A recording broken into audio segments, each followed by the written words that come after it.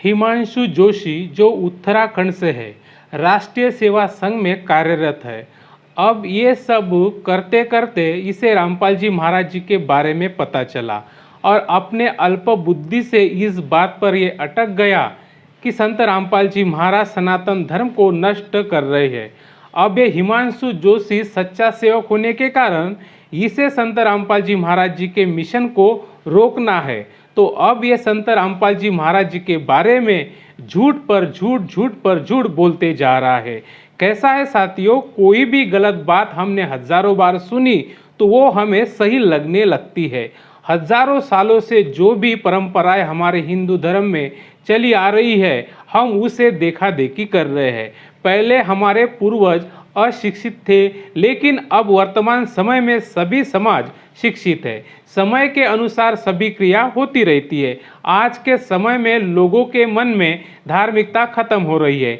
धर्म के आड़ में लोग गलत काम कर रहे हैं। मुंह में राम और बगल में छुरी, ऐसी परिस्थिति बन चुकी है। पुजारी पंडित लोग खुद मांस खा रहे हैं। भक्त अश्लील गाने पर रोड पर नाच रहे हैं। भाई भाई का गला दबा रहा है। देवी देवताओं को खिलौना समझकर लोग एंजॉय कर रहे हैं। लोगों का भगवान पर से भरोसा उठ चुका है।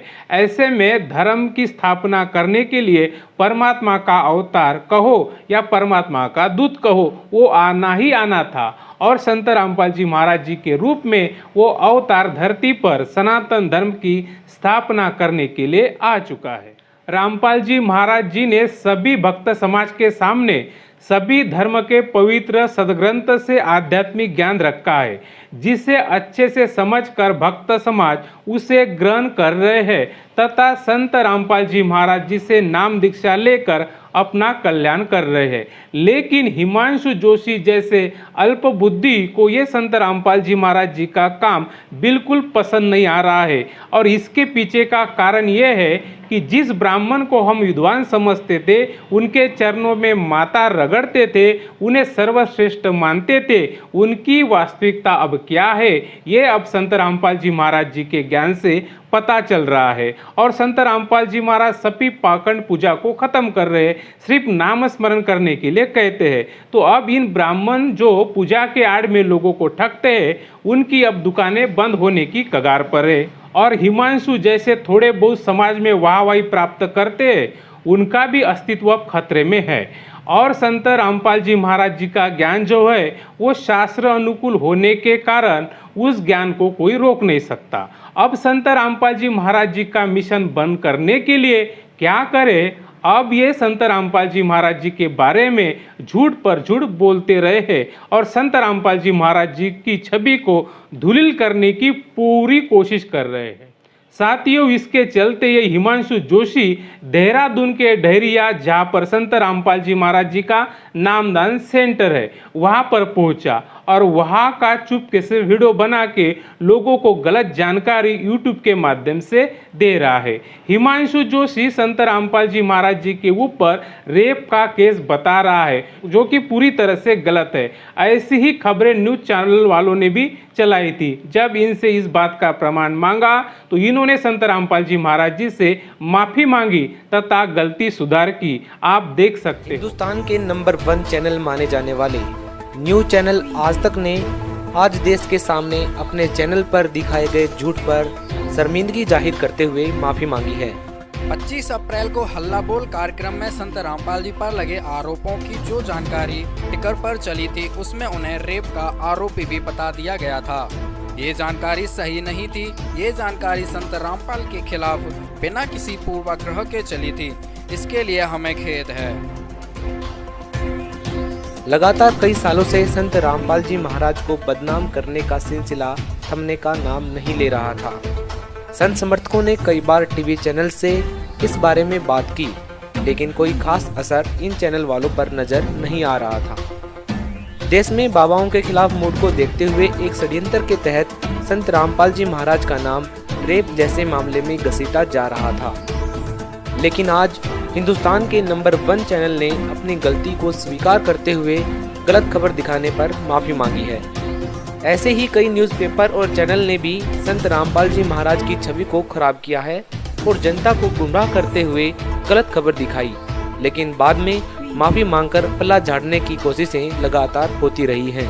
आइए आपको पहले ऐसे ही कुछ मीडिया हाउसेज की न्यूज दिखाते हैं जिसमें उन्होंने पहले गलत आरोप लगाया और फिर माफी मांगी है। पूरी दुनिया भर में किसी भी थाने के अंदर संत रामपाल जी महाराज जी पर रेप का केस ये हिमांशु जोशी बता दे, बोलने को तो कुछ भी बोला जा सकता है। साथ में नामदान सेंटर चलाने पर इसने आपत्ति जताई है।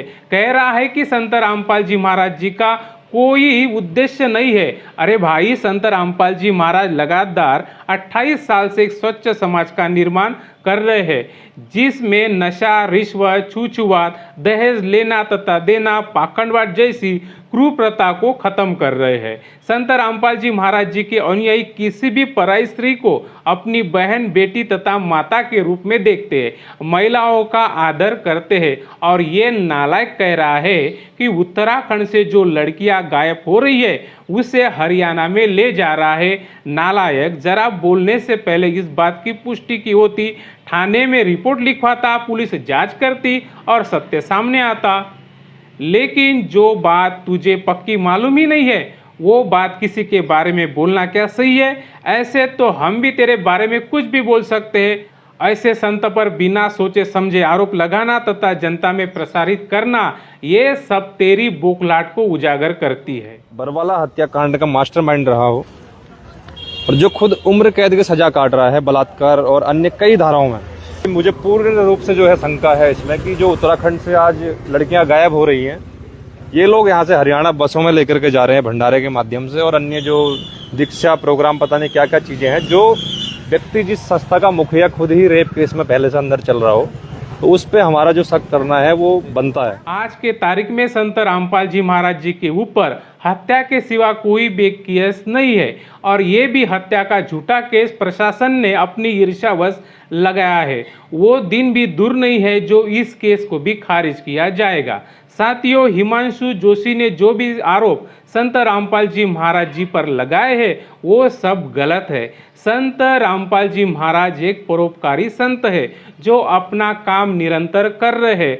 और एक बात हिमांशु जोशी तेरे लिए, तू संत रामपाल जी महाराज जी के मिशन को रोकने की पूरी कोशिश कर, लेकिन तू इस काम में सफल नहीं हो सकता।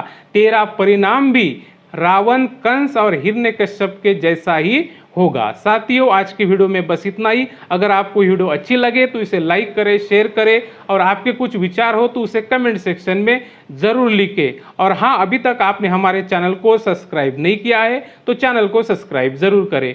फिर मिलते हैं और एक नए विचार मंथन के साथ। धन्यवाद।